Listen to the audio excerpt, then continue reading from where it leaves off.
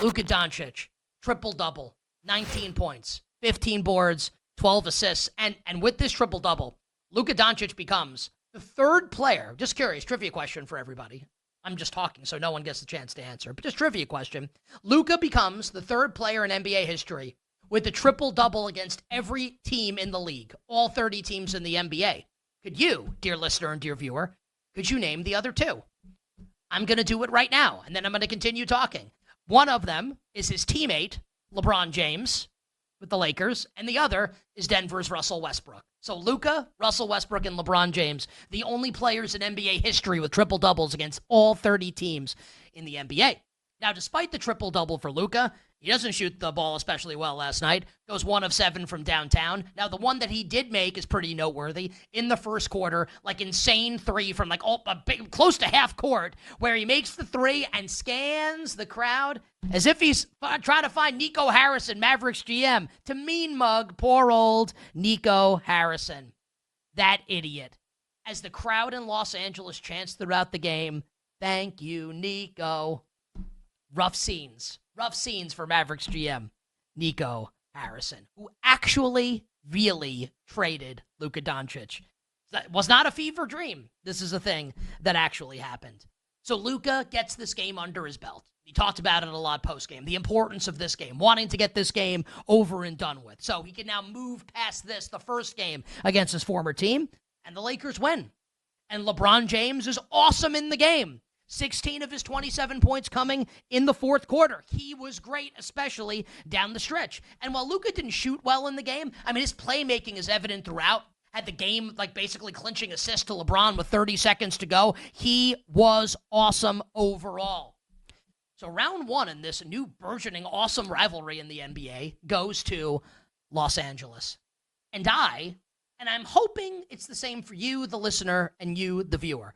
I hope that you are not a hater. Now, I'm not going to do the LDS thing here. We're not going to do the derangement syndrome thing. Not yet here. Also, I continue to smart from losing with Kansas City in the Super Bowl. But I hope that you are able to put maybe your hate for the Lakers aside. I think most people hate the Lakers, right?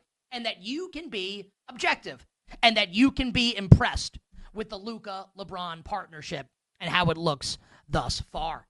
And that you can also be impressed the way Austin Reeves is playing. Reeves with 20 points last night. How about even, and for people just listening, I'm going to do air quotes here, starting center Jackson Hayes, 8-8 last night, and a plus-minus rating of +8. We call that crazy eights. Even Jackson Hayes with a decent game last night.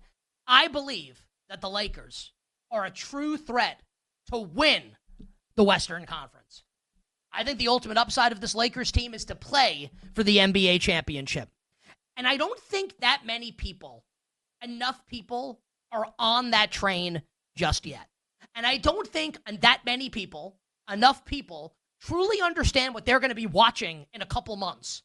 In these playoff games, in the fourth quarter, when everything slows down and LeBron and Luka are on the court together, it's absolutely ridiculous, right?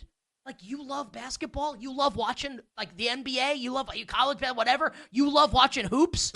How great is it that LeBron and Luka are on the same team at the ends of games on the court together? Like, even if you hate the Lakers, you have to acknowledge, man, that's pretty damn cool. And it's going to make me like the Lakers a lot coming up in the postseason, depending on the matchup.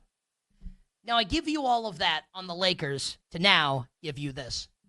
Everything I just said about the Lakers, it's not my strongest take from the game that was played last night. Now, I think Nico Harrison is an absolute fool. Like a total nincompoop, a moron. And the Mavs are certainly, I don't care what they say about Luka drinking beer or smoking hookah, also like, welcome to Europe. Who cares? He's great. The Mavericks are going to regret trading Luka Doncic. Also, man, I was so freaking impressed with Dallas last night in a losing effort. Like, that's the big takeaway from the game, is Dallas, how well the Mavericks played in a losing effort. Now, I want everybody to consider this. Last night, the Lakers out-rebounded the Mavericks by 12 and had 18 more points in the paint. Consider that. And now, consider this. Anthony Davis, Derek Lively, and Daniel Gafford all didn't play in the game. None of them played. Of course LeBron James feasts down low. Of course the Lakers are able to drive to the rim, drive to the hoop at ease without AD, without Lively, and without Gafford. Did I mention Anthony Davis didn't play? So I don't think it's a hot take at all to say this. And I'm curious if you, the listener, if you, the viewer, if you agree. If Anthony Davis played last night, and you could throw in even one of the other two, Lively or Gafford, but let's just say just Anthony Davis plays, who wins the game? Who wins last night if Anthony Davis plays? Kyrie Irving scores 35 points. Klay Thompson rises to the occasion, 22, and shoots 5 of 10 from downtown, 50% from three-point land. And the Mavericks lose by 8 on the road in a game that is close in the fourth quarter without any of their big men, including the best one, Anthony Davis. That is an awesome, awesome, awesome performance by Dallas in a losing effort. Now, I want to be clear. This is not me saying that I think the Mavericks are going to repeat their run last year and get to the NBA Finals. I don't think the Mavericks have enough offense to get there. And I do think that the Lakers' ceiling and the Lakers' ultimate upside is higher of that of the Dallas Mavericks. But also, if you're the Los Angeles Lakers, nightmare scenario, here's Dallas in a 7-game series with a healthy front court. That's the nightmare. Anthony Davis is healthy. Lively's healthy. Gafford's healthy. I think the Mavericks would win that series. Dallas wins last night with healthy big men, with a healthy Anthony Davis. So, again, Lakers, higher overall upside. But, man, they should be praying that they don't see Dallas coming up in the postseason. Do you agree with me on the Lakers having more overall upside than Dallas this season? But if they play in the playoffs, I think I'd pick Dallas in that series, given the composition of both teams.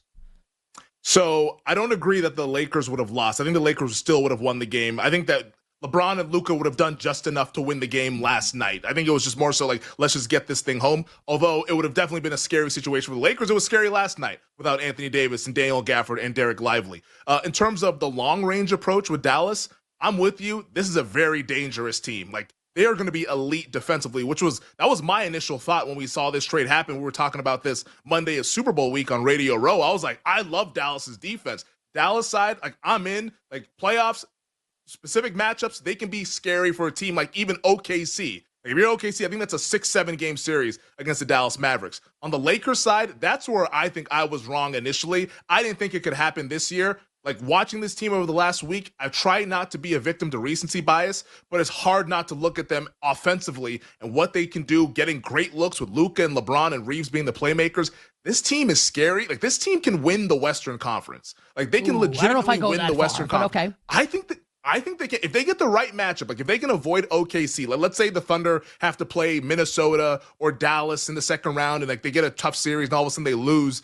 I think in the right matchup, I think the Lakers could get there. That's what excites me most about the West, is that it's all going to be matchup based. Styles will make fights, and that's how it's going to be determined who wins the Western Conference. Because OKC is the best. They're not beyond reproach there to where this is, needs to be minus 185 for them to win the conference. No, I think it's more even money for them to win the conference. Yeah, they have a 50% chance, nothing beyond that, because they're young and they haven't really proven that they deserve this much respect of the minus 115, minus 120 price. So I think both of these teams, very, very optimistic heading into the playoffs, and with the right matchup, they can take out some of the big boy teams in the Western Conference, to the likes of OKC, the Memphis Grizzlies, etc.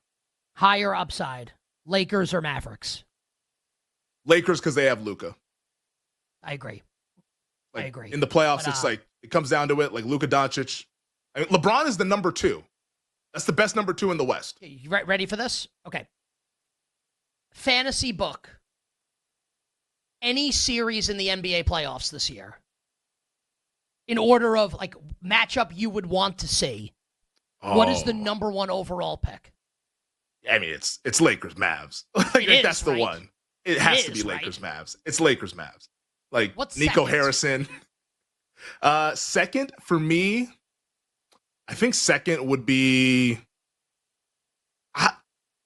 I really want to see like the Warriors play a team like OKC, like okay, because like the Warriors, like here's Steph Curry and his pedigree against like this young upstart team, or like SGA is trying to do like the 2014-15 Warrior thing. That And like, Butler just, and maybe that's Draymond just like nerdy dumping basketball. Chet Holmgren on his head. Yeah.